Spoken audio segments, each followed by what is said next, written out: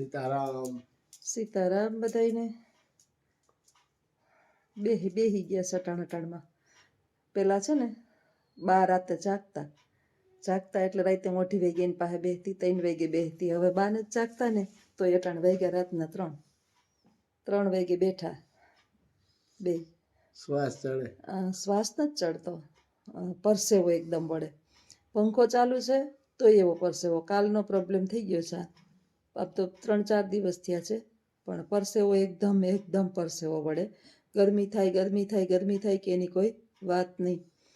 તબિયત તો ખબર નહીં, રિપોર્ટ કરાવ્યા કાલે, પણ રિપોર્ટમાં કંઈ છે નહીં. બીપી કાલે એક બેન કહેતા હતા કે બીપી મપાવજો, ઘડીએ બીપી મપાવજો તો ખબર પડે. બીપી તો લગભગ ઘણા સમયથી મપાવું છું, પણ રેગ્યુલર આવે. ડાયાબિટીસ નથી, બીપી નથી, કાંઈ પ્રોબ્લેમ નથી. ડૉક્ટર કહે તમે ટેન્શન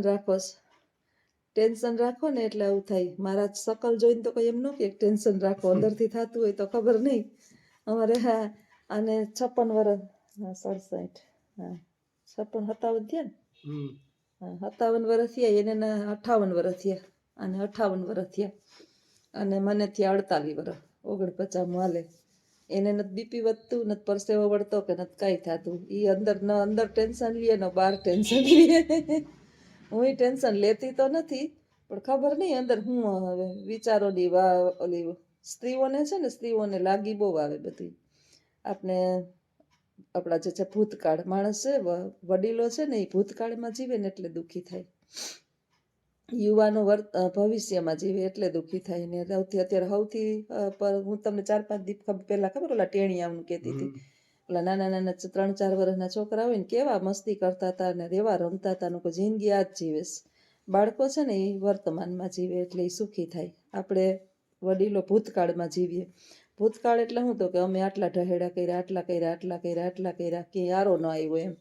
છેલ્લે શૂન્ય, કાંઈ વધ્યું નહીં. છેલ્લે એમ થયું કે આપણા જીવનની અંદર કાંઈ આ મગજની અંદર છે ને અમુક વસ્તુ આપણા ભૂસો ભરાઈ ગયો હોય ને એ જાય નહીં. અને આ માણસ એવું છે કે આજનો આ વર્તમાનમાં જીવવા વાળું છે કે આજનો દિહારો ગયો, કાલની વાત કાલનો દિહારો ગયો. ખરેખર હોવું આવું જ જોઈએ, એટલે એકદમ શરીરમાં નિરોગીતા રહીએ. મને સાંભળતું નથી કે હું આવી ને 32 વર્ષ થયા કે આના એ કઈ રિપોર્ટ થયા કોઈ દી. મારા લગભગ મહિને 15 દી ઊભા જ હોય. ડૉક્ટર કહે ફલાણો રિપોર્ટ કરાવી આવો, ઢીકડો રિપોર્ટ કરાવી આવો. આ એમ કે આપણે કમાણી કરતા હોય ને 10% કે આપણે ભગવાનના ભાગ કાઢીએ. અમે તો લગભગ 30% કાઢીએ. 10% નહીં, 30%, પણ શરીરના દંડ શરીરે ભોગવવા જ પડે. એટલે માણસને ટેન્શન રાખવું ન જોઈએ. મગજ ઉપર આકાને સાંભળો ને આકાને કાઢી નાખો. જીવનની અંદર જીવવું હોય તો આપણે માતાજીની પૂરેપૂરી કૃપા છે ને 4 હાથ મારા મામા દેવના છે મારી ઉપર. જીવનની અંદર હું આજે 300 બની ગયા એટલે કાલની ઉપાધિ ન કરું. આજનો ધંધો થઈ ગયો એટલે ઘણું, કાલનું કાલે એની ઉપર મૂકી દેવાનું, કાલે એને દેવાનું. એ દઈએ દે આપણને. કાલની ઉપાધિ હું કરતો નથી. જીવનની અંદર સંકટ આવે, સમય ગમે એવો હોય, જીવનની અંદર ઘૂંટડો ઉતારી લેવાનો. બારોબાર કોઈને કંઈ કહેવાનું નહીં કે મને આમ થયું, મને આ નથી બોલાવતા, મને આ નથી કરતા. જીવનની અંદર જીવવું હોય તો આ કાને સાંભળવું ને આ કાને કાઢી નાખો તો જીવન જીવવાની બહુ મજા છે ભાઈ. એક શ્રદ્ધા રાખો, સવારના ઉઠી નાહી ધોઈ દીવાબત્તી કરી માને એમ કેવું કે માં તે જગાડી દીધા, આજનો દિવસ હવે તારે જીવાડવાના છે. એ જીવાડી દે ભાઈ. હુકામ ને કાલની ઉપાધિ કરવી આપણી ભાઈ એવી ઉપાધિ હું નથી કરતી. ભગવાને આપને એટલા સક્ષમ, મને તો એટલી સક્ષમ બનાવી ઈશ્વરે કે લગભગ આજે 25 વર્ષ થયા હું નોનસ્ટોપ કમાઉં અને વધારે કમાઉં. એટલી મને નિરાધારે નથી બનાવી કે મારે કોઈ પાસે હાથ લાંબો, મારી જિંદગીની અંદર મારે કોઈ પાસે હાથ લાંબો નથી કરવો પડ્યો. છોકરાઓને અહીં સુધી પહોંચાડે એ કંઈ ટેન્શન નથી, બીજું કંઈ ટેન્શન નથી. અંદર ટેન્શન હું છે એ મને નથી ખબર પડતી. એ જ વાંધા રિપોર્ટો કરવા પડે. એ મારી માં, તું તો જોગણી છે, તને ખબર છે હવે માણસને બીમારી શું હોય શું નહીં કઈ ખબર નથી પડતી. રિપોર્ટ 4 થી 5 કરાયો તો કે નોર્મલ છે, આમાં કઈ છે નહીં. હવે આનો ઈલાજ શું છે? ડોક્ટર પાસે જાય કે ભાઈ અમને આ પ્રોબ્લેમ થાય, એમ જે ગાયનેક છે ને એનું કેવું એમ છે કે તમને 40 વટાવો ને એટલે મોનોપોઝ ને આ ને તે ને બધી તકલીફો હોય, એટલે માનસિક થોડીક અસર થતી હોય આપણે મગજ ઉપર. 40 પછી લેડીઝની મગજ ઉપર બહુ અસર થાય, અને એમાંય મારું તો જે છે ને 2 ઓપરેશન થયેલા છે એટલે વધારે મને અસર થાય. મને ઘણા એમ કહેતા હતા ખારું તમારું મગજ કે સ્થિર રહે છે, આમાં તો ઘણા મગજ મુકાઈ જાય કે જો આની અસર થઈ ગઈ હોય ને તો. મોનોપોઝની અસર બહુ ભયંકર છે. આ અસર ઉપર માણસ માનસિક રીતે ટેન્શન રહીએ. કોણ મને કોક કહેતું હતું, લગભગ સ્ટાફમાં કંઈક વાત થતી હતી કે સાચી વાત છે, મારી મમ્મી જે છે ને એની ટેન્શનમાં કે ગુજરી ગયા. મેં કીધું સારું, ગુજરી જઈએ તો આ પૃથ્વી ઉપર હવે પડ્યું શું રહીએ છે, આપણું કાંઈ છે તો નહીં.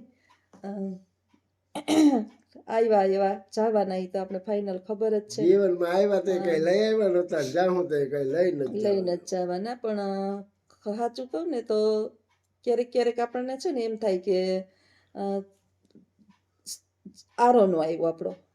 ઉઠવાનું 5 વાગ્યામાં, 4, 4:30 વાગ્યામાં ઉઠીને બેહું ને, હું ધરાર બેઠું 15-20 મિનિટ પથારીની અંદર ધરાર બેઠી રહું, અને મારા આત્માને એમ કહેતી હોય કે થોડીક વાર બેહી લે, હમણાં ઉઠીને તો તારે થોડી કરવાની જ છે, હાલ મંડી પડ, આ કર આ કર આ કર, નિહાઈ જા, ગળું ફાડ, કામ કર. આવીને પાછું કુકરને પૂછ કે કુકર તારી અંદર આજે હું નાખું.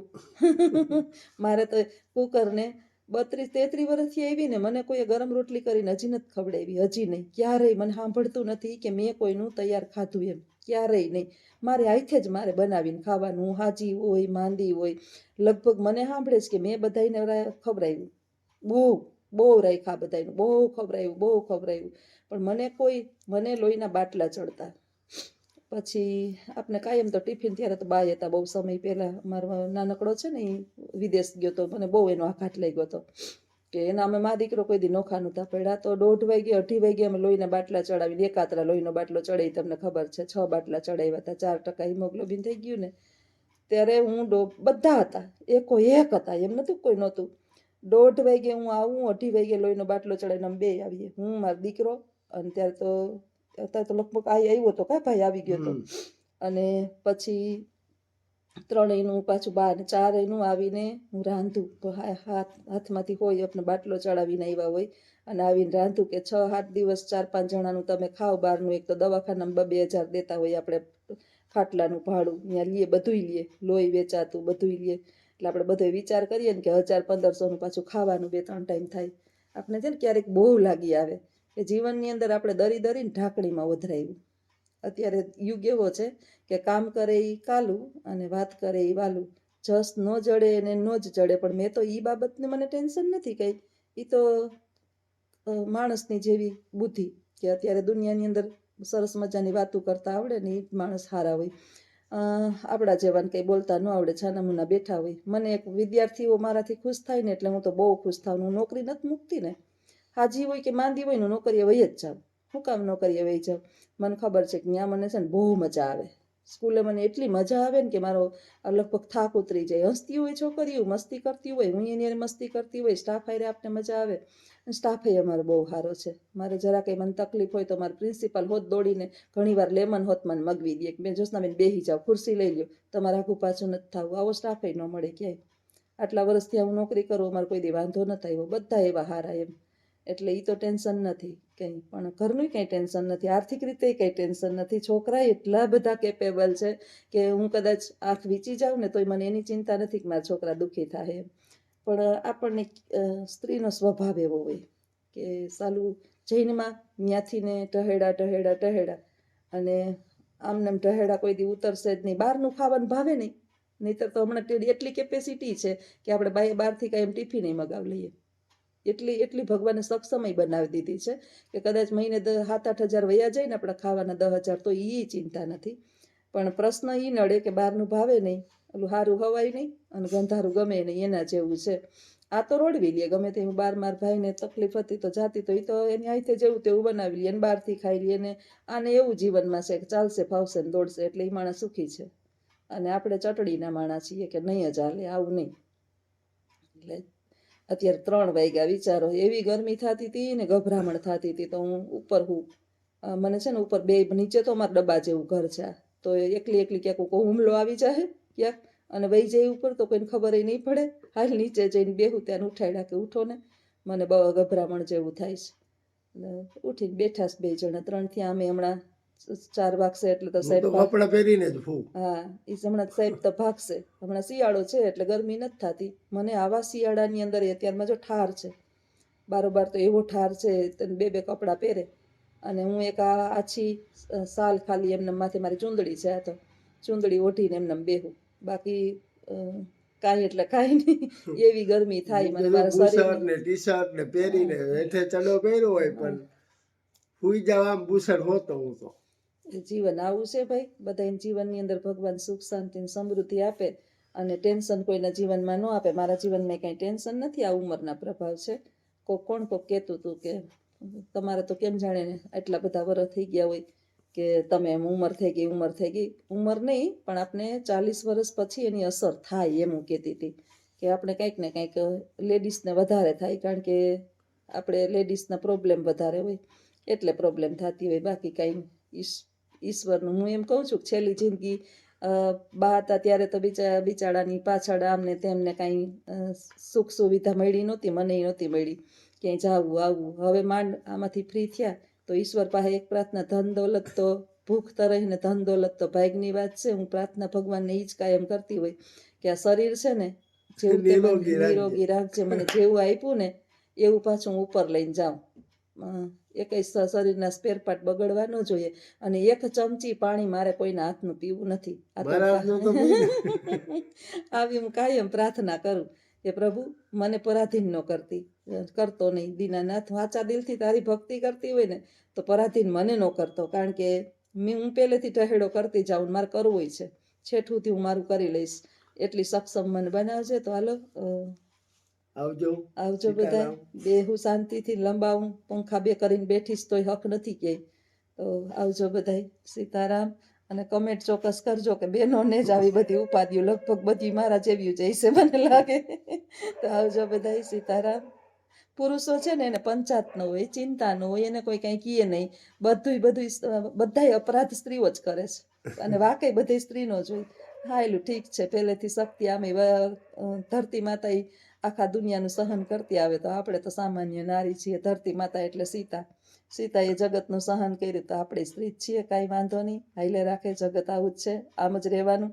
અને આપણે આમાંથી આવ્યા પાછું વયું જવાનું છે. તો આવજો બધાય. વહેલી સવારના બધાને જય શ્રી કૃષ્ણ. સીતારામ. જય માતાજી.